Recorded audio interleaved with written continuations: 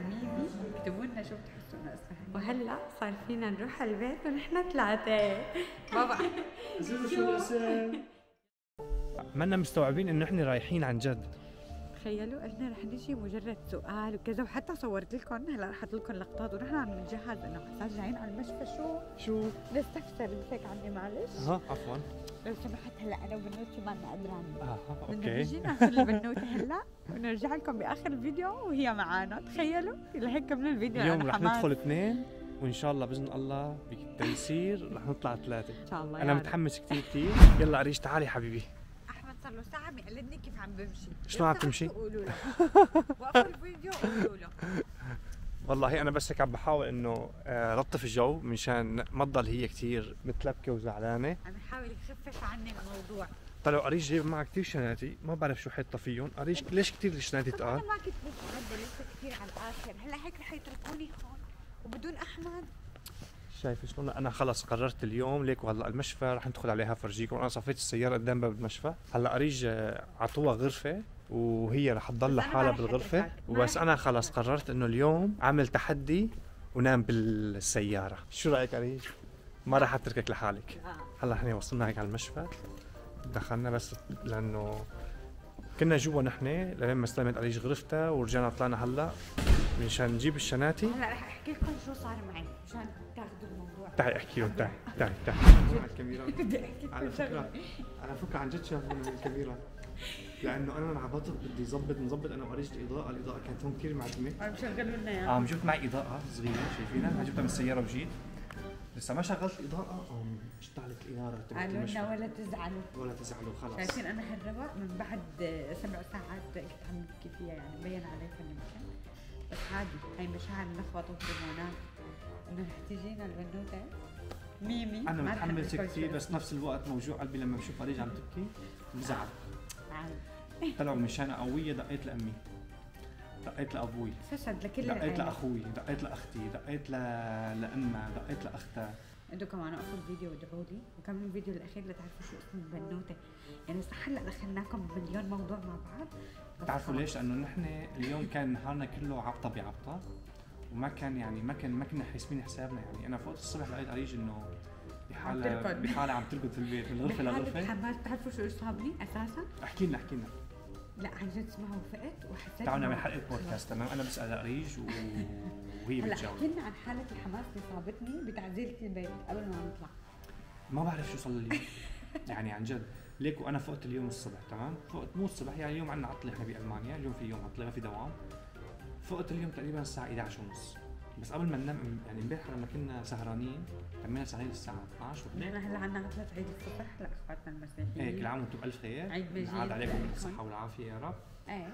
بعدين وكنا سهرين امبارح. فقنا اليوم الساعه 11:30. كانت قريش فيها قبل بنص ساعه. قالت لي انه احمد انا حاسس انه في شيء جاهزه في شيء لانه بدي اجهز حالي. تمام. بعدين قلت له ومن نعمل نرتب البيت. قلت له لسه عادي يعني ما فيني شيء، انا حاسه بشويه تخلصات وهيك امور. وانا لسه عم بشرب فنجان قهوتي يعني عم بشرب ما في شرب منها شفتين. قال يلا قوم نعزل البيت امسح لي الابواب. وانا ما سخيت فيها اتركها لحالها وهي يعني عم تمشي بالبيت مثل البطريق. احنا الخواطر. افرجيك شلون عم تمشي بس لكم اياها. يعني انا اليوم يعني عطلت على اساس مشان ارتاح. لا اليوم اشتغلت عند قريج. المهم هلا رح نرجع البيت معانا ميمي. اكتبوا لنا شو بتحسوا انه اسمها. حيكون وقفوا الفيديو.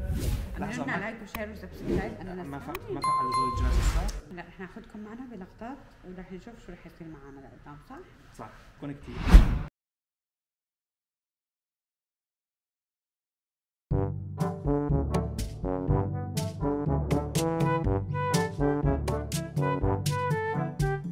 حابة أخبركم إنه هلا أحمد عم يحاول يصلح الكرسي من بعد ما خربه. وأنا حاليا رح أهرب وأتركه لأنه ما بدي يقبليني أنا وهالطفلة. أنا إيه اللي مشاني وراك؟ إيه اللي مشاني وراك؟ ما أنا كنت في حالي. باي باي أحمد. برأيي يلا نهرب. تعال. اعمل نفسك ميت. وهيك بكون رجعت لكم لحالي لانه قريش مو معي. صحيح وين قريش؟ والله الكاميرا بدون قريش ما حلوه. بتوافقوني بهذا الراي؟ اذا بتوافقوني بهذا الراي اكتبوا لنا بالتعليقات اذا الكاميرا حلوه بدون اريج ولا لا. اريج هلا لله الحمد لله بهذا الشيء بفضل رب العالمين. اليوم الساعه 5:30 الصبح ولدت، كانت ليله كتير صعبه بس طلعت اريج قويه وقت حالها الف الحمد لله.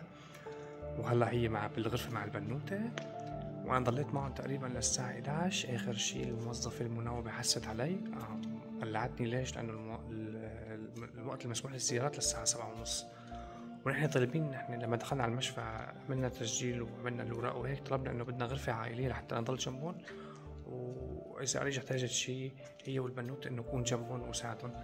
بس قالوا لنا انه الغرف كلها فول، يعني كلها محجوزات، ووعدونا انه بكره ان شاء الله رح تفضل غرفه، واذا فضلت الغرفه رح يعطونا اياها باذن الله. فهيك ادعوا لنا تفضل غرفه لحتى ناخذها. لهيك حاسس حالي انه شوي ضايع، بس حبيت اخبركم هدول التفاصيل وشارككم فيها لانه بعتبركم انتم عائلتنا الثانيه. واخيرا رجعت على البيت، بس بصراحه ماني سخيان اني اترك اريج والبنوته لحالهم بالمشفى. لهيك تحايلت على اريج ارجع على البيت بسرعه، اتحمم غير ثيابي وارجع عندك بسرعه. بس بهي الفتره انا فيها معي ساعه تقريبا، ساعه واحده بدي اروح لحق انزل على السوق جيب الاغراض وزين غرفه ميمي لانه حابب استقبل اريج وميمي احلى استقبال. لهيك الحقوني ورح نروح هلا سوا نجيب الاغراض وان شاء الله لاقيهم بسرعه. وهيك بكون وصلت على المحل، رح ادخل اجيب الاغراض بسرعه واطلع.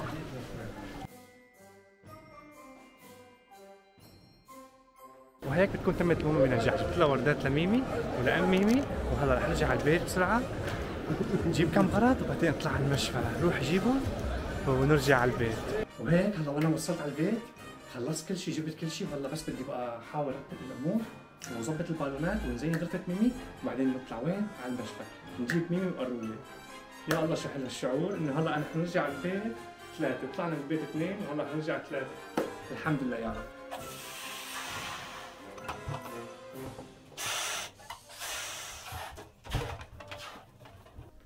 وهلا انا صرت جاهز، وهي كرسي ميمي، رح نروح على المشفى نجيب أروجة وميمي، يلا نشوفهم سوا.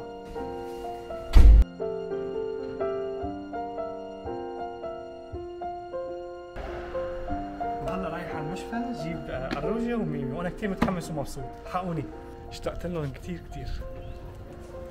شوفوا هي وردات ميمي، هيك وهي وردات ميمي، وهي وردات ام ميمي، وهذا كرسي ميمي. شوفوا شلون وصلنا. باقي شو يا؟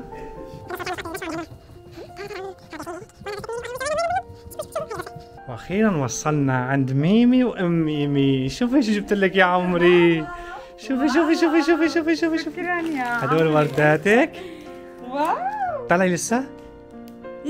هاي وردة ميمي. شوفي وردة ميمي كثير حلوة يا عمري. انا لكن شوفي ماما يا عمري انا شو هالجمال هاد. تعالوا عند بابا ونشوف. ما شاء الله ما شاء الله.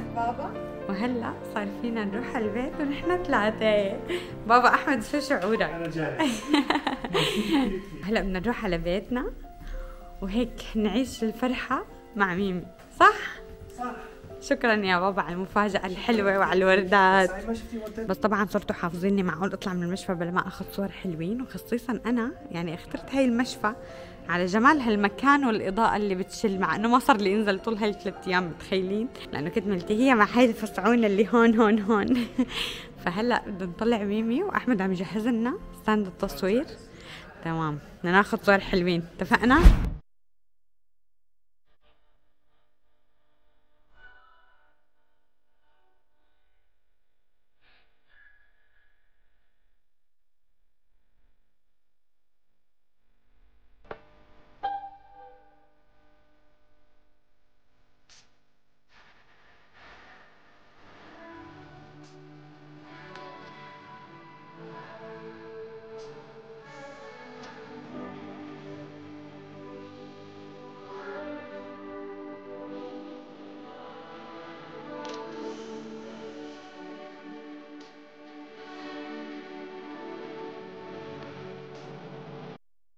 اللحظة المنتظرة. الحمد لله طلعنا من المشفى بخير وسلامة. أول استنشاق هواء تخيلوا لإلي من بعد 3 أيام. بس الحمد كيف؟ لله على سلامتك. حبيتوا شعراتي احمد عمل لي اياهم؟ شلون حلوين؟ شايفين بيعاملني مثل طفلته وانا جبت له هلا طفله صغيره. صار عندي طفلتين بالبيت. يا عمري الجو كثير حلو، انا اكثر شيء اصلا مبسوطه عليه انه ميمي خلقت بهذا الوقت، لانه الف الحمد لله الجو هيك صيف، ويعني ما رح اكل هم، عرفتوا اذا لبست اشياء حلوه كيوت انه اقدر لبسها هيك شيء صيفي. شوفوا لي ما احلاهم، يعني انا كيف بدي اقاوم هذا الجمال عن جد. هاي الايام بحياتي انا مستحيل انساها. الف الحمد لله لك يا رب، والله يطعم كل حدا مشتهي فيكم. وهلا احمد ناطرني افتح له السياره، بس رح افتح له اياها مشان ميمي. وهلا صار دور بابا يعلمنا كيف بدنا نحط الكرسي بالسياره. بتخلعوه من السياره ببطل في حزام. بعدين من تحت الكرسي في له شنكه بتعلق عليه وبعدين الله خلص بعدين بتعلمني بقى. هلا المهم ثبت لنا ميمي، وانا صار دوري بظن اني اقعد ورا جنب ميمي. هلا خلاص صحيح نحن الاميرات وانت بتسوق فينا، اتفقنا؟ وهلا بنشوفكم بالبيت وبكملكم هني التصوير ونورجيكم ميمي شو اسمها. واخيرا انت بابا الحلو. بناتي الحلوين شوفوا ما شاء الله حتى طريقنا قديش حلو، مثل ما شايفين كله اخضر. ان شاء الله هيك حياتنا بتكون كلياتها حلوه، وحياتكم انتم مثل ما بتتمنوا لنا وبتكتبونا وبتحبونا يجيكم الاحلى. صح؟ صح. وهلا صار فيني احكي لكم انه نورت البنايه بوجود ميمي. طبعا شلت لها البولين لانه كثير خفت عليها انه يطقوا وترتعب او هيك شيء. السلام الداخلي اللي انا حاسه فيه حاليا ما بقدر اوصفه. تعبتي والله عن جد انا تعبت. كبشنا احمد. عريش كانت بطله ما شاء شاء الله. الف الحمد لله. بوجودك جنبي انا بجتاز كل شيء. مين بده يكسب هيك بس انه الاسانسير هلا نحن واقفين. هلا عريش رح تمشي ليش عم تخليني انا امشي؟ تروح على البيت. يا تفضلي، عملت لك هيك مفاجأة صغيرة، حبيت هيك استقبلك انت وميمي استقبال حلو. شو حلو. لك يا غرفة هالبابا الفنان فرج المبدع. يا الله بتعرفي انه بساعة لحق تنزل اشتري وظبط. ارقد ارقد ارقد.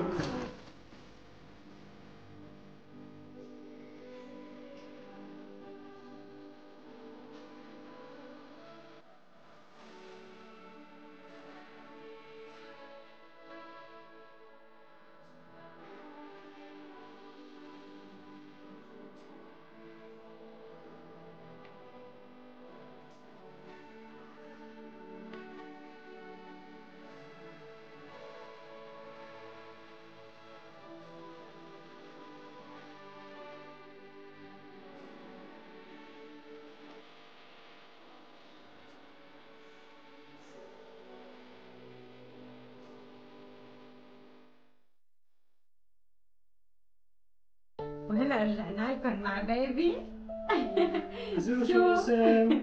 يلا واحد اثنين ثلاثة. بيبي أماليا. اسمها بيبي أماليا. شو رأيكم؟ شو رأيكم تكتبوا لنا شو رأيكم بهالاسم، لأنه نحن كثير اخترناه من بعد هيك يعني عناية مطولة وحبينا نختار اسم غريب. والله بصراحة أكل معنا اسم يعني أخذ وقته كثير، وأخذنا وقت 9 أشهر يعني 9 شهور حرفيا عم ندور على الاسم لحتى وصلنا لاسم أماليا. هاي أماليا هلا وصلت هي على البيت وانبسطت وفاقت وصحصحت. لهيك صار لازم ننهي الفيديو. وصلنا لنهاية الفيديو. بنحبكم كثير كثير وحبينا نشارك معكم هيك تفاصيل صغيرة هلا. تمام اوكي. لهيك اعملوا شير وسبسكرايب وحبونا على الفيديو كثير. نحن بنحبكم كثير. فيديوهاتنا الجديدة مع بيبي أماليا. بنحبكم. باي.